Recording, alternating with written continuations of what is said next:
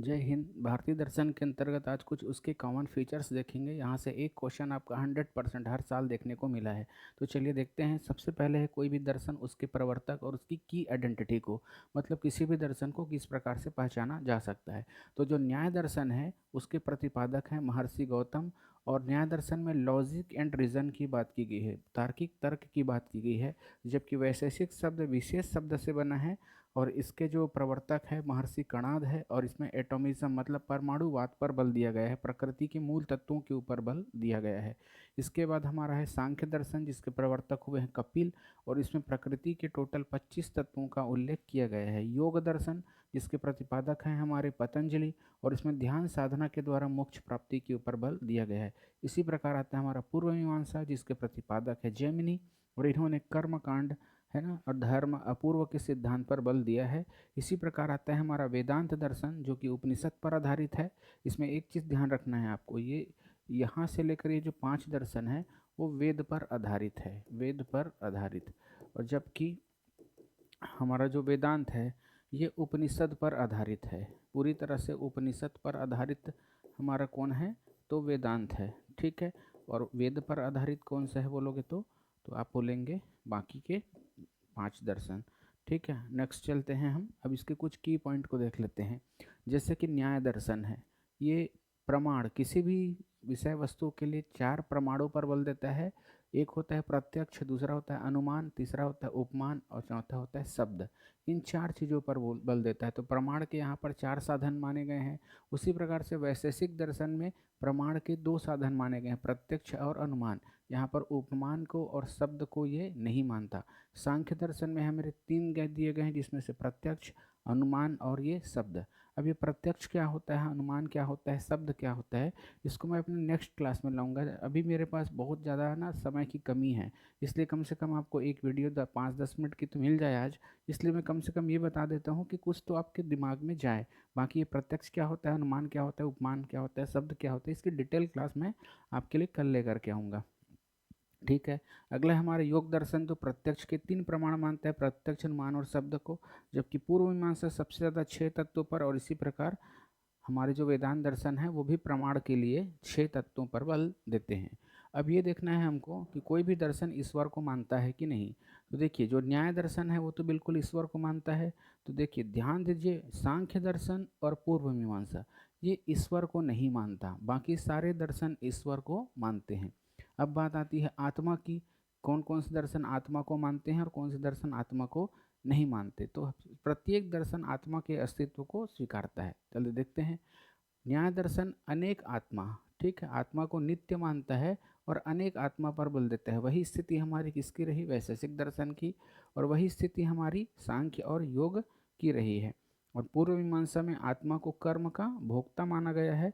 जबकि सांख्य दर्शन में अद्वैत है ना, मतलब एक ही ब्रह्मा और आत्मा को एक माना गया है, इसको दो नहीं माना गया है। बाकी में क्या है देखिए, ब्रह्मा और आत्मा को अलग माना गया है, लेकिन इसमें एक ही माना गया है। ठीक है।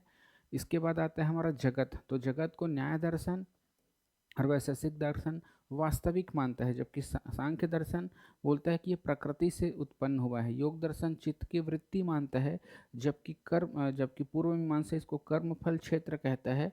और ये अद्वैत में, वेदांत में जो है अद्वैतवाद पर बल देता है। मतलब अद्वैत का मतलब ड्यूलिज्म, प्रकृति और पुरुष दोनों क्या है, एक ही है, पर बल देता है, मतलब दोनों अलग नहीं है, एकता पर। इसलिए अद्वैत में मिथ्या बोला भी गया ना, जगत मिथ्या ब्रह्मा सत्यम। ठीक है। तो इसलिए जगत को क्या माना गया है, मिथ्या माना गया है। अब आता है सिद्धांत, कार्यकरण सिद्धांत, इसको हमको कहना चाहिए कार्यकरण सिद्धांत। तो कार्यकरण सिद्धांत में न्याय दर्शन असत कार्यवाद पर बल देता है। असत कार्यवाद का मतलब होता है किसी भी चीज़ की उत्पत्ति जो होती है एक नवीन उत्पत्ति होती है। जैसे कि मिट्टी से घड़ा बना या दूध से दही बना, तो ये दही बनने की प्रक्रिया एक नवीन उत्पत्ति है। जबकि सत्कार्यवाद इसका जो उल्टा सिद्धांत है ना, उसमें उसको कोई नवीन उत्पत्ति नहीं मानता, किसी भी कार्य को किसी न किसी कारण का ये माना जाता है। ठीक है। तो कारण के कारण ही कार्य की उत्पत्ति होती है, मतलब दूध है इसलिए दही बना है, तो कोई आश्चर्यजनक चीज़ें नहीं है, कोई नवीन सृजन नहीं है। ठीक है। तो असत्कार्यवाद एक नवीन उत्पत्ति मानता है, जबकि सत्कार्यवाद क्या मानता है कि अगर मिट्टी उपलब्ध है तो घड़ा होना कोई नया चीज़ नहीं है, बल्कि उसमें अदृश्य रूप से उसमें वो समाया हुआ था। ठीक है। अगला चीज़ है हमारा, तो असत कार्यवाद को कौन कौन मानता है, तो न्याय और वैशेषिक असत कार्य को मानता है, जबकि सांख्य और योग दर्शन किसको मानता है, हमारा सत्कार्यवाद को। देखिए दो दो दर्शनों का जोड़ा है, जैसे न्याय और वैशेषिक, इन दोनों दर्शनों का जोड़ा है तो सेम चीज़ को तो मानेंगे ही मानेंगे, ठीक है।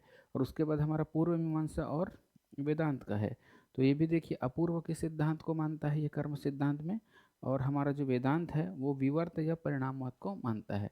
बंधन का कारण, ये मिथ्या ज्ञान को मानता है न्याय दर्शन, ये भी हमारे अविद्या को मानता है, जबकि सांख्य दर्शन अविवेक को, मतलब बंधन से मुक्ति कैसे मिलेगी यहाँ पर, विवेक से। यहाँ पर कैसे मिलेगी, विद्या से, अविद्या को हटा करके, और यहाँ पर मिथ्या ज्ञान का को सही ढंग से इसका ज्ञान हासिल किया जाए तो मिथ्या ज्ञान जो है उस वजह से अविवेक उत्पन्न होता है, या फिर आप बोल सकते हो बंधन का कारण है। इसी प्रकार योग दर्शन में 5 क्लेशों पर बल दिया गया है।